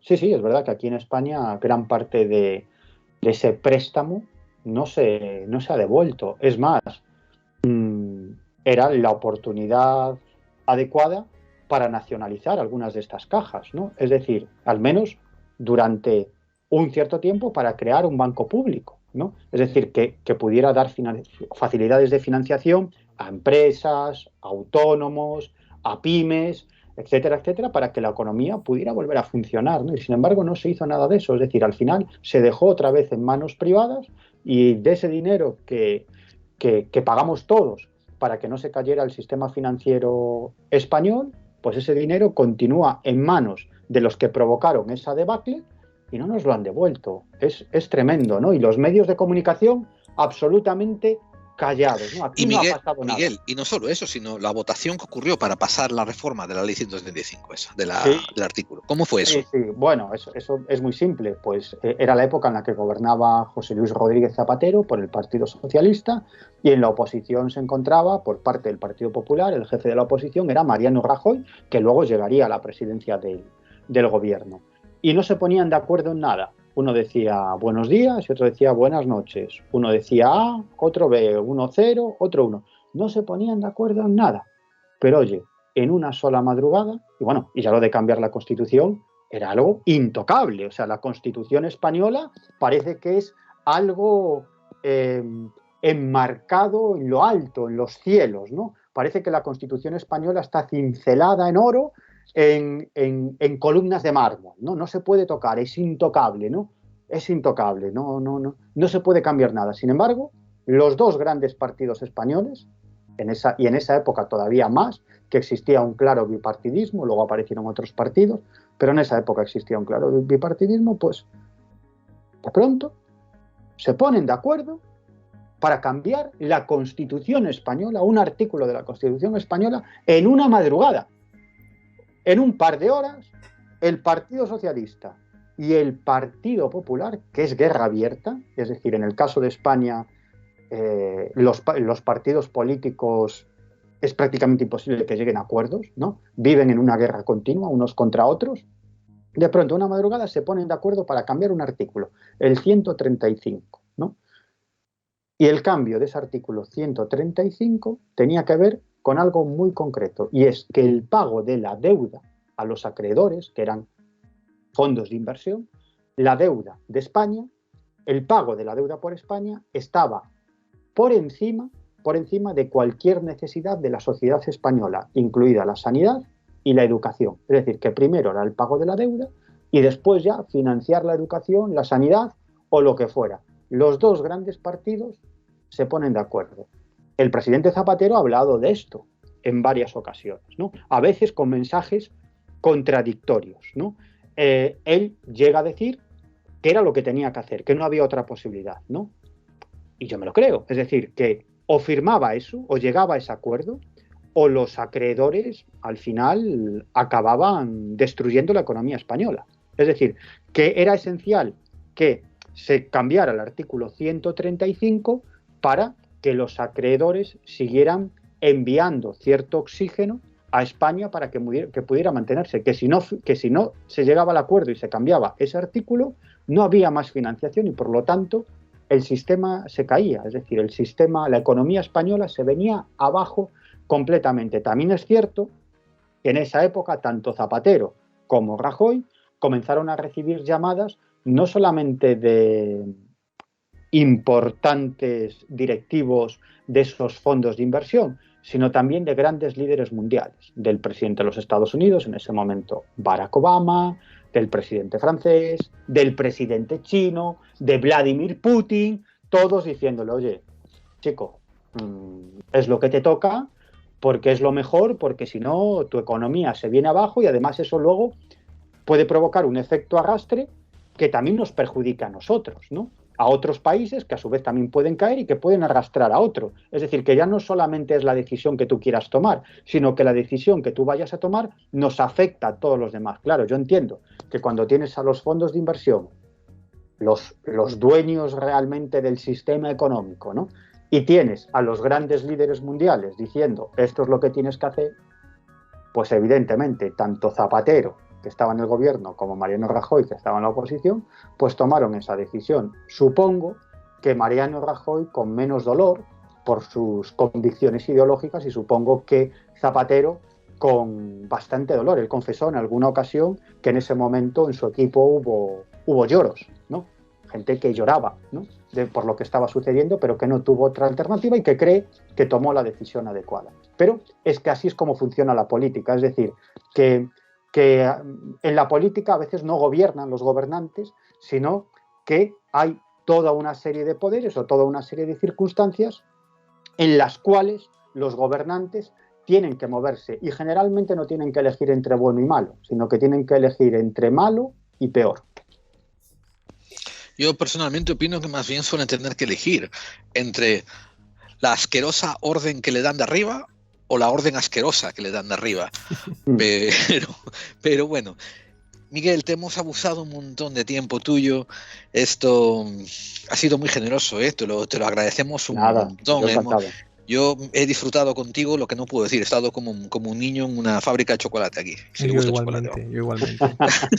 No, muchas gracias a vosotros. Yo normalmente sufro de una grave incontinencia verbal, ¿no? Entonces, si me dejáis, pues ya cuento el libro entero. Ay, no, bueno, tampoco, no. Eso es una cosa que tenemos que decirle a la audiencia. Por favor, compradlo como podáis por internet, compradlo por Amazon, aunque tengáis que ir a Amazon. Mira, si nos queda más recurso, id a Amazon, pero compradlo y aseguraros de que este libro llega a su 10ª edición. Y sobre todo que hemos hablado de 2 o 3 capítulos, o sea, que el libro es muchísimo más gordo y de temas variados, ¿no? Dentro de esta misma temática, o sea, que nos hemos asomado al libro, o sea, que imaginar. Sí, hemos hablado literalmente de 4 capítulos muy por encima y él tiene cerca de 20 dentro de su libro, o sea, es maravilloso.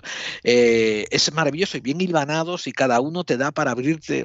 La razón por la que lo aconsejo tan encarecidamente es porque os va a ahorrar tener que lidiar con mucho vendehumo. Os va a dirigir hacia puntos muy interesantes que son dignos de ser investigados, ¿no? Y por eso lo digo, La verdad prohibida, de Miguel Pedrero, su autor, que ha estado con nosotros. Si alguien quiere hacer alguna pregunta acerca del libro o de comprarlo, cualquier cosa, ¿cuál es mejor vía de contacto? ¿Cuáles son las vías también de adquisición del libro, Miguel? Bueno, pues el libro yo creo que se puede adquirir a través de la página web de la editorial, que es www.edicionesciudadania.com. Por supuesto, también está en Amazon y en otras plataformas y se puede conseguir no solamente en España, sino en otros países de Latinoamérica, en Estados Unidos, etcétera, etcétera, y también, por supuesto, en las librerías y, si es posible, como decíais anteriormente, en la librería de tu barrio para apoyar a los libreros. Pero, en fin, que está, digamos, que en todas en las plataformas habituales, en los canales de distribución habituales, se puede conseguir el libro a través de la página web de la editorial. Sidonia, lo recuerda a toda la audiencia que es Sidonia, la editorial. Sí. Edicionesciudadania.com, a través de Amazon, a través de cualquier librería o la Casa del Libro, FNAC, bueno, están diversas plataformas también en Latinoamérica y en Estados Unidos. Te lo agradezco muchísimo que te hayas involucrado tanto en hacerlo disponible en tantos sitios, porque muchas veces tengo muchos autores españoles que me apetecen conseguir y me resultan casi imposibles. Otras veces me cuesta 3 veces más el envío que el libro, ¿no? A veces y tal. Pero esto fue para mí facilísimo recibirlo aquí en Texas y vamos, o sea, que gracias, Miguel. Haré un comentario. Yo no lo encontré en plataformas digitales. No lo has puesto como ebook todavía, ¿verdad? No. Está en formato físico. Se puede conseguir en formato físico, como digo, en un montón de países, pero no en formato digital. Bueno, está bien, pero... De momento. No, y ya te digo, yo soy enamorado del libro físico, me encanta tenerlo. Además, el tuyo, el pobre, ahora parece una vía de ferrocarril que está todo subrayado, todo lleno de anotaciones. Eso es lo bueno. Yo también actúo así con los libros, los maltrato bastante en ese sentido, sí. Miguel, espero que lo hayas, que haya sido leve, y te queremos extender la invitación cualquier otro momento a que vuelvas con alguno de tus temas, porque una vez más, a pesar de todo, y aunque suene mal decirlo, hay que admitirlo, somos fans tuyos y eso es un placer tenerte con nosotros y siempre que quieras la puerta está abierta. Bueno, pues muchas gracias. Si queréis, la próxima vez ya hablamos de otro tipo de temas más vinculados con el fenómeno OVNI o anomalías. Sí, será todo un honor para nosotros, Miguel. Muchas gracias. Nada, muchas gracias a vosotros.